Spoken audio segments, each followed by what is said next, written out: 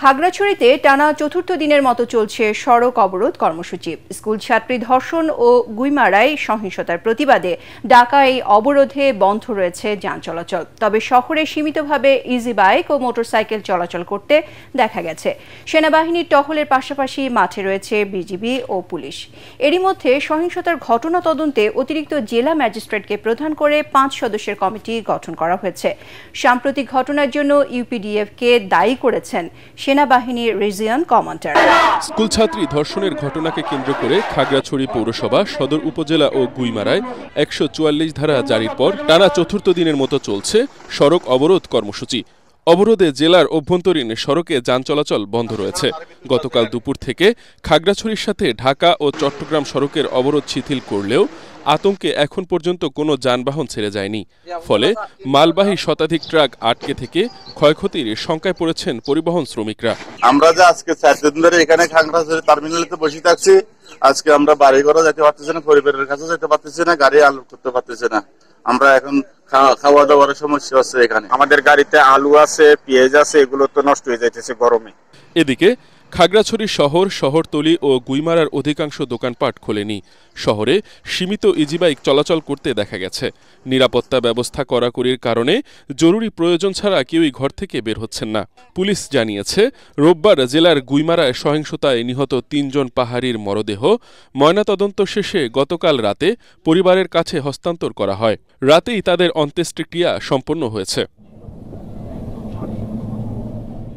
সহিংসতার ঘটনা তদন্তে অতিরিক্ত জেলা ম্যাজিস্ট্রেটকে প্রধান করে 5 সদস্যের তদন্ত কমিটি গঠন করা হয়েছে। এছাড়া অবরোধ প্রত্যাহারের সাথে সাথে পরিস্থিতি স্বাভাবিক হলে খুব দ্রুতই 144 ধারাও তুলে নেয়ার বিষয়টি বিবেচনা করা হবে বলে জানিয়েছেন জেলা প্রশাসক। আমরা ইতিমধ্যে তদন্ত কমিটি ফর্ম করছি 5 সদস্য বিশিষ্ট। এর পাশাপাশি এই যে 8টি দাবি দেওয়া, তার মধ্যে কিন্তু 7টি আমরা প্রক্রিয়াধীন রয়েছে এবং পাশাপাশি যে ঘটনার কারণে একটি উদ্রেক, সেই যে অপরাধীদের কিন্তু একজন ইতিমধ্যেই গ্রেপ্তার হয়েছে, বাদ বাকিদেরকে কিন্তু আমরা বিষয়ে কাজ করছে আইন শৃঙ্খলা রক্ষাকারী বাহিনী। কিন্তু এটি সবকিছু একটু আমাদেরকে সময় দিতে হবে।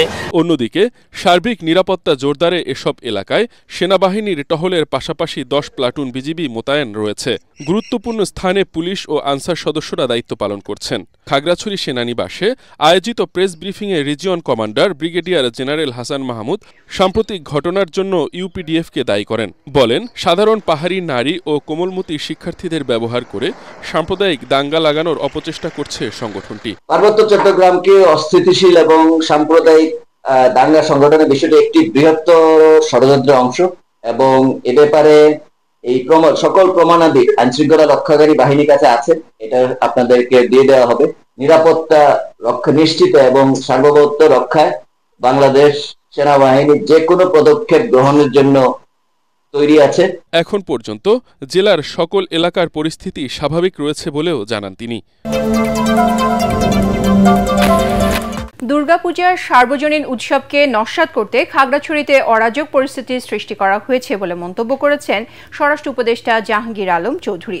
বিকেলে ঢাকেশ্বরী জাতীয় মন্দির পরিদর্শন শেষে তিনি জানান, খাগড়াছড়িতে সহিংসতার ঘটনায় বেশ কয়েকজন সন্ত্রাসীকে চিহ্নিত করে আইনের আওতায় আনা হয়েছে। দেশকে অশান্ত করতে ষড়যন্ত্রকারীরা সক্রিয় জানিয়ে তাদের পরিকল্পনা নস্যাৎ করতে সবাইকে সতর্ক থাকার আহ্বান জানান স্বরাষ্ট্র উপদেষ্টা। কিছু সংখ্যক সন্ত্রাসী চেষ্টা করছিল যেন এই পূজাটা ভালোভাবে না হয় এবং পাহাড়েও পূজা ভালোভাবে হচ্ছে। এই সন্ত্রাসীদের থেকে আপনারা সবাই চেষ্টা করবেন আমাদের এই পূজাটা যেন ভালোভাবে হতে পারে। সন্ত্রাসীরা কিন্তু সব জায়গায় চেষ্টা করবে এবং সন্ত্রাসীদের কিছু মদতদাতা রয়ে গেছে, এরা দেশে বাহিরের থেকেও মদতদাতা রয়ে গেছেন। এই মদতদাতাদের থেকেও আপনারা খারাপ ইচ্ছা এটা আপনারা কিন্তু দূর করে দিতে পারবেন। তো সন্ত্রাসীকে চিহ্নিত করার জন্য ব্যবস্থা নেওয়া হয়েছে এবং কিছু সংখ্যক সন্ত্রাসীদের আইনের আওতায় নিয়ে আসা হয়েছে।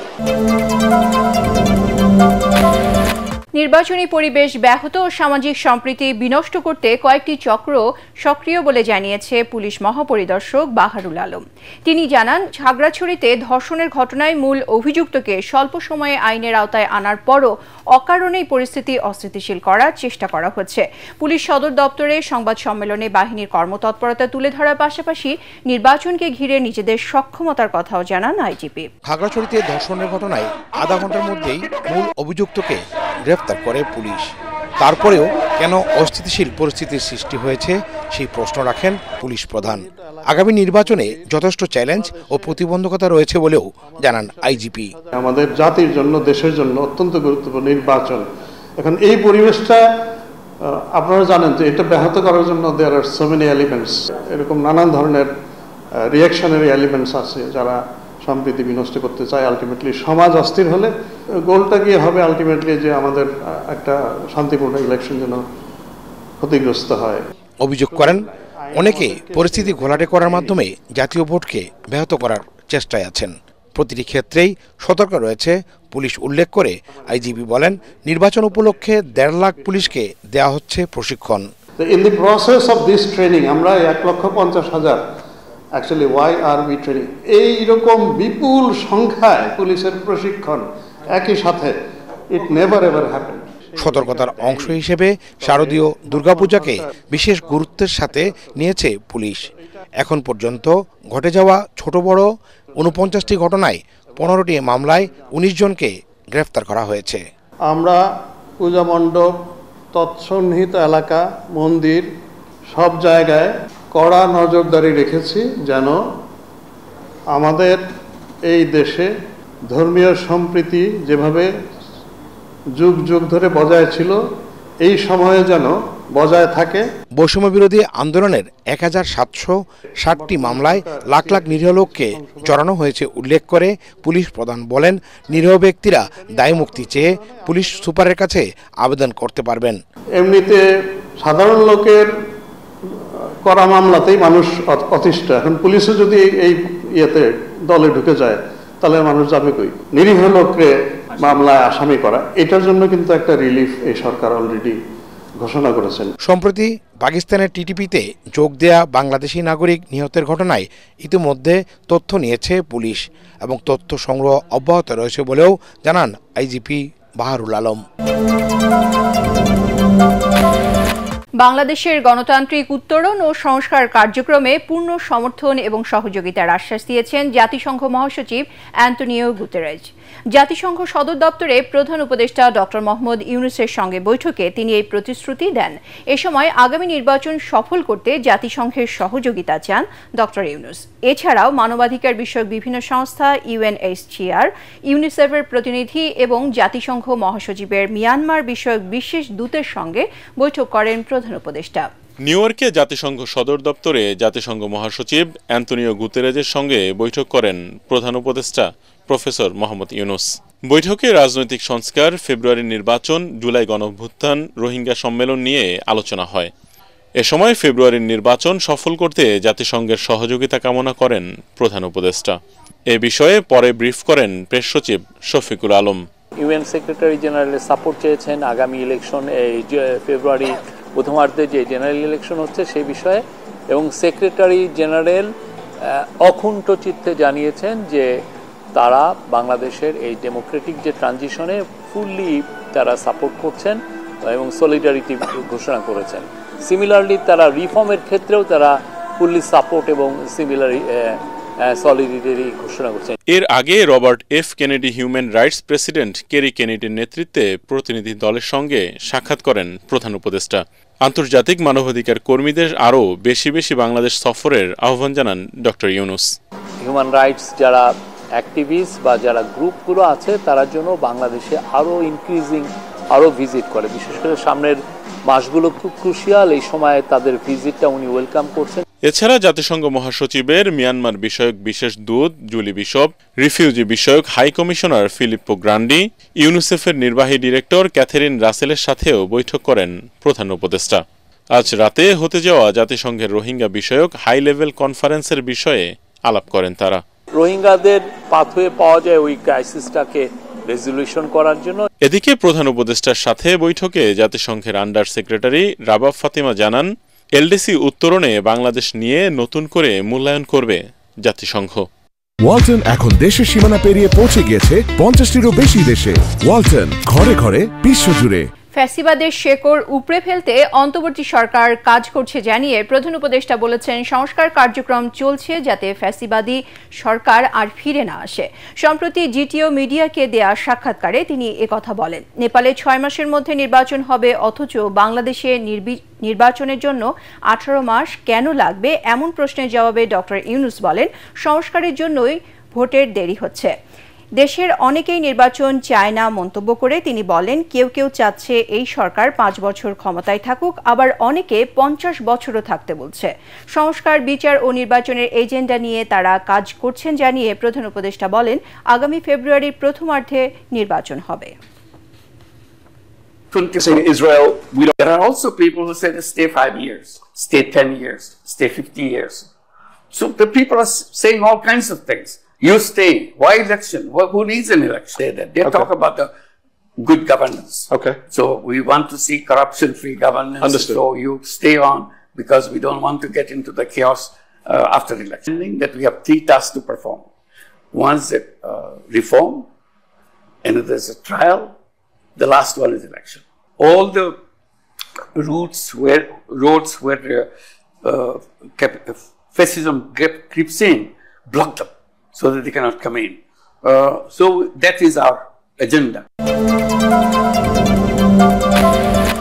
সকল শর্ত পূরণ করায় রাজনৈতিক দল হিসেবে নিবন্ধন পেল জাতীয় নাগরিক পার্টি এনসিপি ও বাংলাদেশ জাতীয় লীগ। শিগগিরই গণবিজ্ঞপ্তি জারি করবে নির্বাচন কমিশন। আজ ইসি ভবনে সাংবাদিকদের এক ব্রিফিংয়ে ইসি সচিব আক্তার আহমেদ একথা জানান। এর আগে নিজামে ইসলামী পার্টির সাথে বৈঠক করেন তিনি। এনসিপির চাহিদা অনুযায়ী প্রতীক ইসির তফসিলে না থাকায় অন্য প্রতীক বরাদ্দ নেয়ার জন্য চিঠি দেওয়া হবে বলেও জানান ইসি সচিব। আক্তার হোসেন বলেন, 12টি দলের বিষয়ে আরও তথ্য অনুসন্ধান করবে ইসি। যথেষ্ট প্রমাণাদি জমা দিতে না পারায় 7টি দলের আবেদন মঞ্জুর হয়নি বলেও জানান তিনি।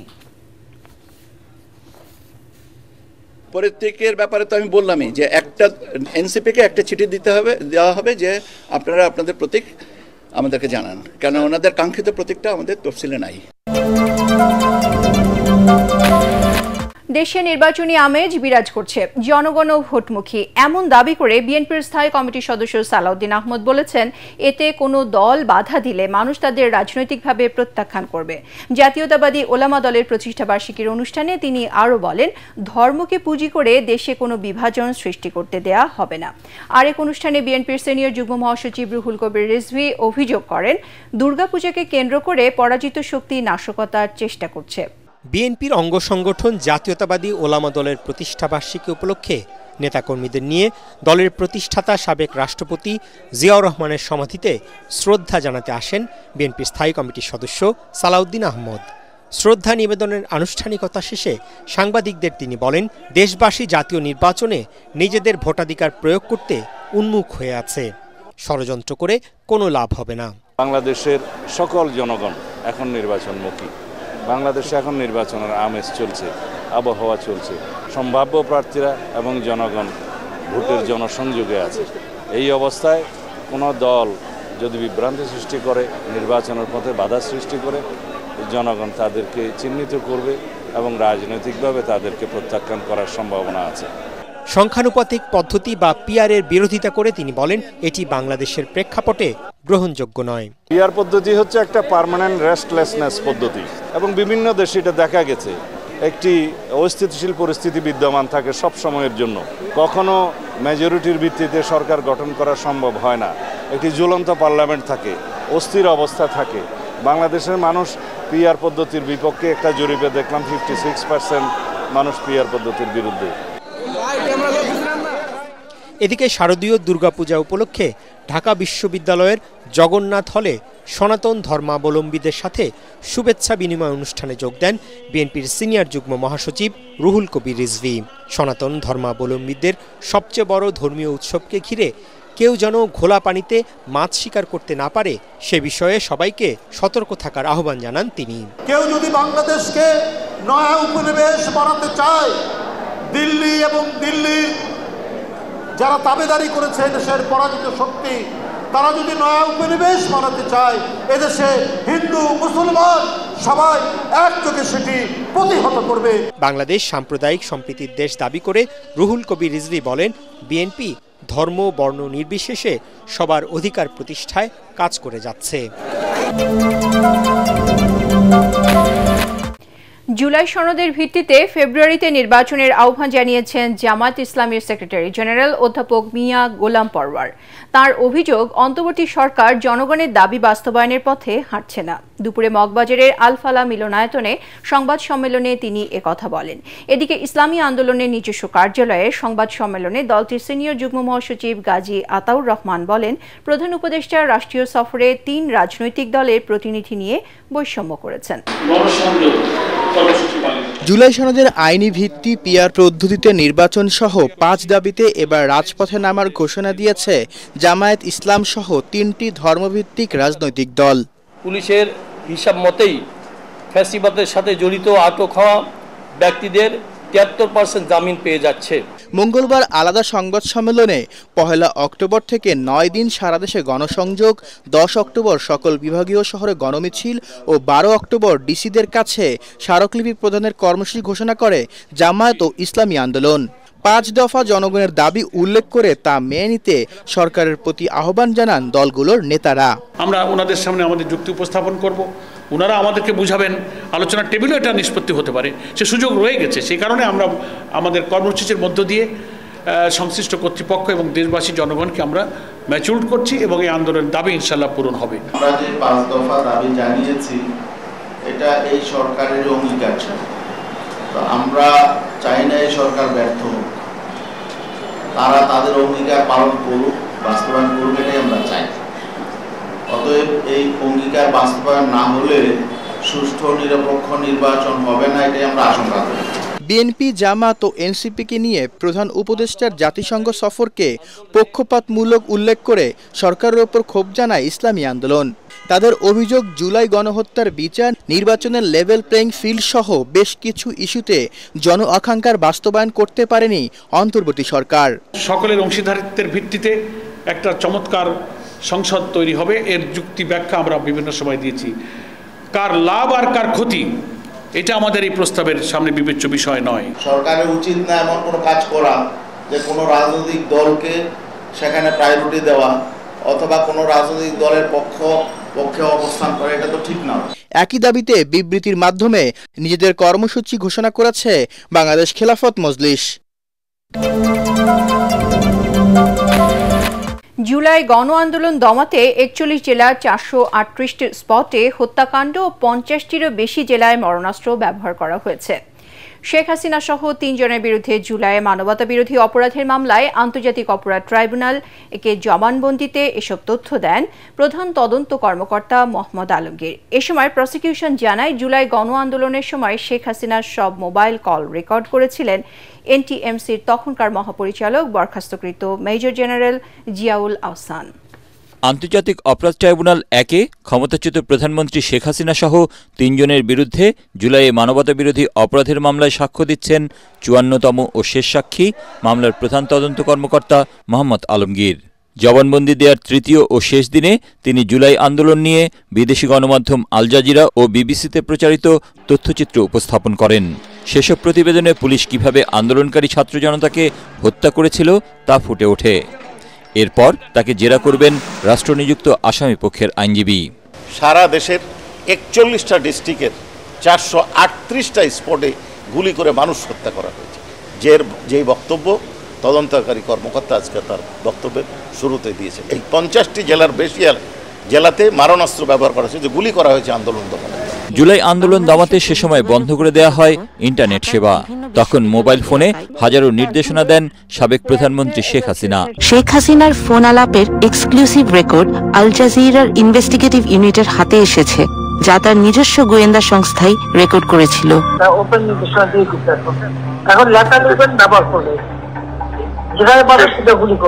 আর সেই সব কল রেকর্ড করতেন তারই আস্থাভাজন হিসেবে পরিচিত ন্যাশনাল টেলিকমিউনিকেশন মনিটরিং সেন্টার এনটিএমসির তখনকার মহাপরিচালক বরখাস্তকৃত মেজর জেনারেল জিয়াউল আহসান। তার লালিত, তার দ্বারা তৈরি করা এবং তার আস্থাভাজন ব্যক্তি যার নাম আপনারা বললেন, তিনি শেখ হাসিনারও কল রেকর্ড করে রেখেছেন। আমরা এটা কাজে লাগাতে পারবো। আমাদের সৌভাগ্য যে সেই সময় আন্দোলন দমনের অপকৌশল হিসাবে শেখ হাসিনা এবং পলক সাহেব যে নেট বন্ধ করেছিলেন তার ফলেই তারা এই মোবাইল ফোন ব্যবহার করতে পেরেছিলেন। এদিকে ট্রাইব্যুনাল 2 রংপুরে আবু সাইদ হত্যা মামলায় সাক্ষী অসুস্থ থাকায় সাক্ষ্য নেওয়া সম্ভব হয়নি। 6 অক্টোবর পরবর্তী সাক্ষ্যের জন্য দিন ঠিক করেছেন ট্রাইব্যুনাল। হুমায়ুন চিস্তি, এটিএন বাংলা, ঢাকা।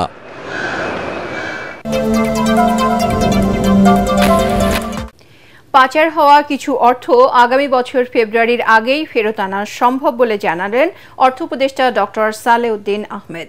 পরবর্তী সরকারও যেন এই ধারাবাহিকতা বজায় রাখতে পারে সেজন্য ব্যবস্থা করা হচ্ছে বলেও জানান তিনি। সচিবালয়ে ক্রয় সংক্রান্ত উপদেষ্টা কমিটির বৈঠক শেষে উপদেষ্টা আরও বলেন, সরকার বাজার স্থিতিশীল রাখার চেষ্টা করলেও কিছু ব্যবসায়ী তা হতে দিচ্ছে না। আওয়ামী লীগের গত 15 বছরে 28,54,000 কোটি টাকা পাচার হয়েছে বলে অনুসন্ধানী প্রতিবেদন প্রকাশ করেছে ব্রিটিশ সংবাদ মাধ্যম ফিনান্সিয়াল টাইমস।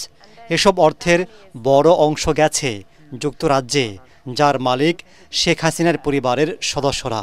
গত মার্চে দায়িত্ব নিয়ে অর্থ মন্ত্রণালয়ের বিশেষ সহকারী ডক্টর আনিসুজ্জামান চৌধুরী বলেছিলেন, পাচার হওয়া টাকা দেশে ফিরিয়ে আনা সম্ভব। যেহেতু ওরা বেনিফিশিয়ারি, ওরা সহজে ছাড়বে না, কিন্তু প্রফেসর ইউনূস সাহেব আমাদের শ্রদ্ধেয় প্রধান উপদেষ্টা, ওনার সামনে ওনারা নিজেরাই অফার করছেন। কিন্তু অন্তর্বর্তী সরকারের 1 বছর পার হলেও 1 টাকাও আনা সম্ভব হয়নি। এখন অর্থ উপদেষ্টা বলছেন, নির্বাচনের আগে কিছু টাকা ফিরিয়ে আনা সম্ভব হবে। অনেক লিগ্যাল ফার্মের সাথে আলোচনা করা হচ্ছে, তারপর অনেক এজেন্সির সাথে আলোচনা অনেক দূর কিন্তু এগোচ্ছে। হয়তো ফেব্রুয়ারির মধ্যে কিছু হয়তো আসতে পারে, কিন্তু বাকিটুকু আমরা কিন্তু ওই ক্ষেত্রটা প্রস্তুত করি। কারণ এই ফর্মালিটিস কিন্তু কোনো সরকারই কিন্তু অ্যাভয়েড করতে পারবে। মনে করেন বললাম যে টাকা দিয়ে দাও সেন্ট্রাল ব্যাংকে, সুইস ব্যাংকে বলে দিলাম টাকা দিয়ে দাও, দেবে না তো। ওটা আপনার লিগাল ওয়েতে যেতে হবে, সেটা তো অলরেডি কিন্তু আমরা ইন এ প্লেস।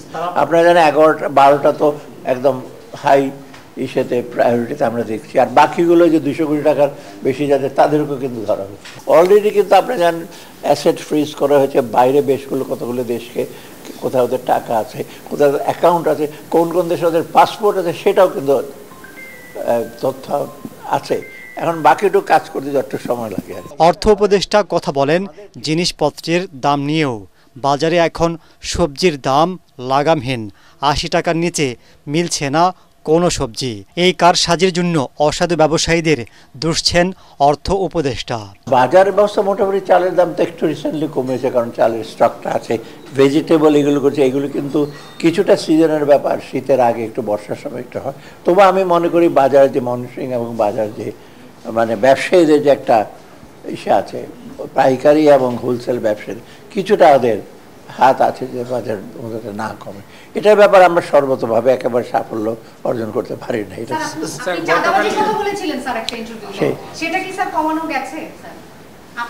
এটা আমি মন্তব্য করবো না। এটা সরকারি গুদামে মজুতের জন্য বিদেশ থেকে কিছু আতপ চাল আমদানি করা হবে বলে জানান অর্থ উপদেষ্টা। আমরা চাল আমদানির জন্য